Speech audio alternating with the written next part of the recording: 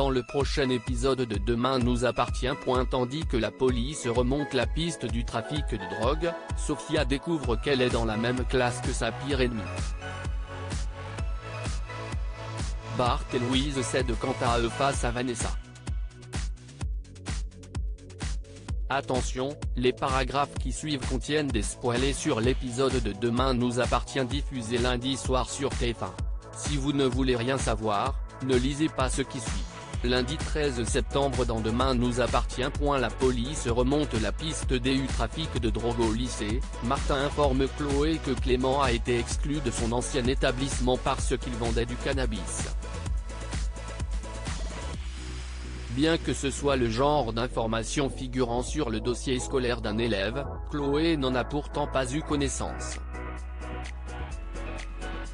À quelques mètres, Lina ne perd rien de cette discussion. Pendant ce temps, Georges et Damien espèrent pouvoir remonter jusqu'au fournisseur de Clément en analysant la barrette de cannabis fournie par Nathan.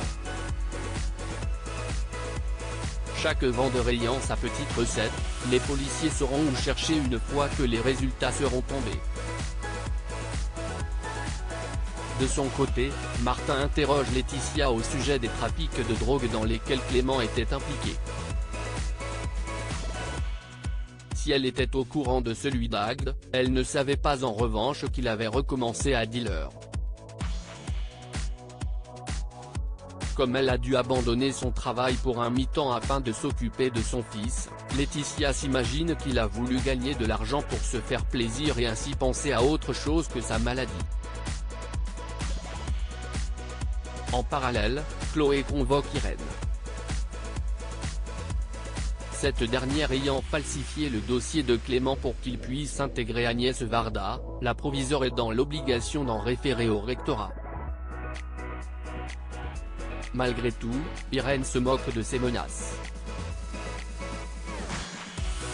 Au lycée, la rumeur sur le trafic de Clément a fait le tour des élèves. Refusant d'y croire, NJ et Jaya ont bien l'intention de montrer à leurs camarades que le jeune homme était quelqu'un de bien. Peu après, elles parviennent donc à convaincre Laetitia d'enregistrer une vidéo pour rendre hommage à son fils. Bouleversée, celle-ci raconte alors que Clément était une personne foncièrement bonne et courageuse. Un message que tout le monde regarde avec émotion. Au poste, Georges prévient le commandant Constant que le cannabis que revendait Clément est d'origine marocaine. En croisant ces données avec celles des stupes, le directeur de la PTS est parvenu à remonter jusqu'à Jérémy Ferrier, l'homme qu'il soupçonne d'être à la tête du réseau de la région.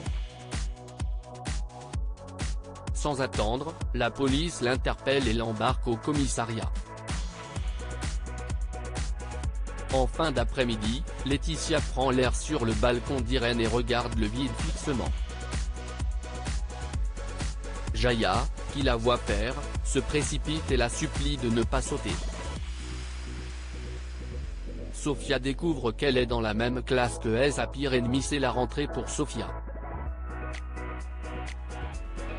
Heureuse de débuter son BTS, elle se rend en cours avec le sourire mais le perd rapidement en découvrant qu'elle est dans la même classe que Charlie. Et il ne faudra d'ailleurs pas bien longtemps pour que leur querelle reprenne. N'entendant pas revivre la même chose que les années précédentes, Sophia demande à sa rivale de se trouver une autre cible. Seulement, la fille Molina n'en a pas l'intention. Par la suite, Sophia rejoint Gabriel dans la cour de l'établissement.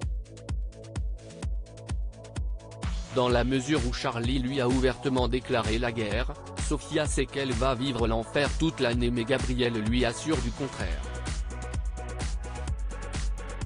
Rapidement, ils sont interrompus par Charlie qui vient inviter Gabriel à boire un verre avec leur nouveau camarade de BTS, ce qu'il accepte. En fin de journée, Manon confie à sa sœur qu'elle souhaite arrêter ses études. Bart et Louise cèdent face à Vanessa afin d'avoir des rapports plus agréables avec Vanessa. Louise lui a fait broder un tablier de cuisinier à son nom. Un cadeau qui semble réjouir la jeune femme. Cependant, Vanessa continue de traiter Louise et Bart comme ses employés. Ne supportant plus son comportement, ni sa manière de s'adresser à eux, Bart attend la fin de la journée pour mettre les choses au clair avec la chef. Cette dernière, qui n'apprécie qu'on lui parle de la sorte, refuse de travailler dans un environnement aussi hostile et rend son tablier avant de quitter les cuisines. Immédiatement, Louise part à sa poursuite et lui présente ses excuses puis explique que la réouverture du Spoon est très stressante pour eux. Pour éviter de tout perdre, Bart met finalement son orgueil de côté et demande à son tour pardon à Vanessa. Elle consent alors à donner une seconde chance à cette collaboration à condition qu'ils ne mettent plus jamais les pieds dans sa cuisine et qu'elle ait carte blanche pour les menus. Sans autre choix, ils donnent leur accord.